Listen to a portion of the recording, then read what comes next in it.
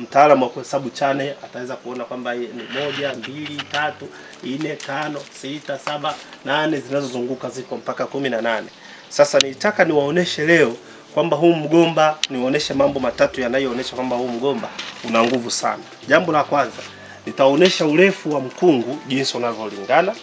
Pili, nitaonesha jinsi unavyobebwa kama unakuwa umebebwa vizuri unavyotegemezwa. Na tatu, nitawaonesha ukubwa wa shina unavyokuwa unalingana. Tukipima urefu, nimeandaa hiki kimti. Nitapima penye urefu. Ni hapa. Nadhani nipitie hapa. Hapa juu hadi hapa ambapo panaonekana ndizi ya mwisho.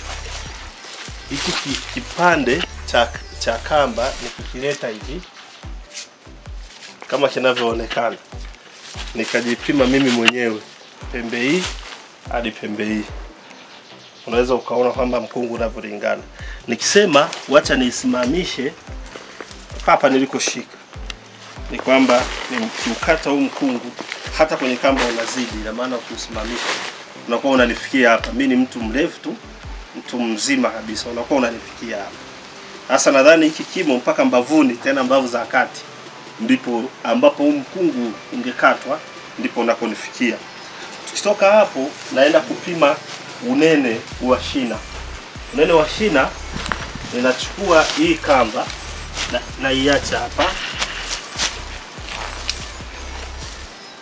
nazingusha hivi kwa chini kama tunavyoona hapa pap. Alafu hii kamba nakuja nimeshika hapa.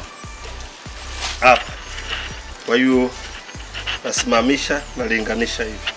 Ndio maana shina lake ukilikunjua bado linakuwa linatengeneza cycle inayokuwa na urefu wa tuseme kama 1.5 mita, kwa sababu 1 mita wataalamu wanasema inaishi hapa kifuani, kama 1.5 mita. Na mgomba pia tumeupima unalingana hivyo, kama 1.5 mita urefu wa mkungu. Hii ndio fia namba 17. Uzuri wake, hii sio tishukati, ukishaipanda inadumu miaka nenda rudi. Okay, kabla sijaenda huko, ni jambo la kwanza nilikuwa nimesema kuonesha. Jambo la pili, nimeonesha unene wa shina. Sifa zake ni kwamba mgomba haurefuki sana kwenda juu sana, hapana, unakuwa na kimo tu cha wastani. Lakini jambo la tatu, of course hii imewekwa, hii sio haijawa rasmi sana, lakini lazima kulingana na unene wake tuwekee miti miwili kwa ajili ya tegemeo. Hii ukitoa unaona kwamba mgomba mzima unatingishika. Kwa sababu gani? Ina shina kubwa. Unaweza ukasema kwamba basi ni upe peke yake, hapana. Shamba letu kuna na huu mwingine, kwa mfano kuna na mkungu mwingine unakuja ni huu hapa. Sasa huu umerefuka zaidi, lakini kutoka kule juu mpaka hapa ni mkungu. Tukitoka hapa kuna mwingine huko hapa.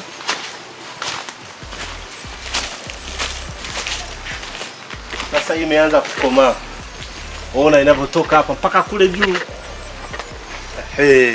Tunavyotoka hapa kuna na nyingine bado iko ndani ya nyumba. Sasa na maeneo mengine ya kule juu, japo ni tumesimama hapa.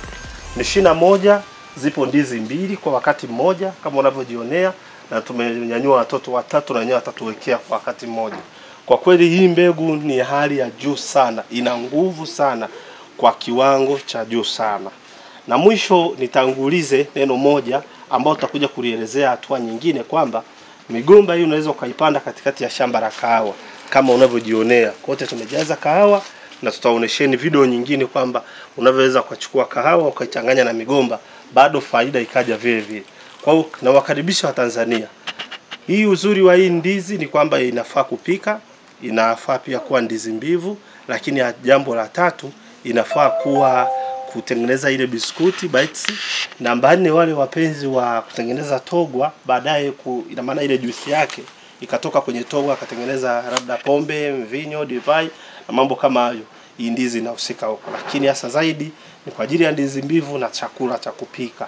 Na washukuru sana wa Tanzania, na zidi kuwakaribisha kwamba tunazo mbegu za kutosha, na mbegu yetu moja tunaiuza kwa shilingi 2000 ya Tanzania. Tuko Kagera, Bukoba, tunasafirisha nchi nzima, na wapo wengi mikoa mingi tofauti ya Tanzania tumeshazipanda. Dodoma kuna ushuhuda, Dar es Salaam kuna ushuhuda, watu ambao wamelima na kufika wakati wa kuvuna, na maeneo mengi ya Tanzania. Mungu awabariki.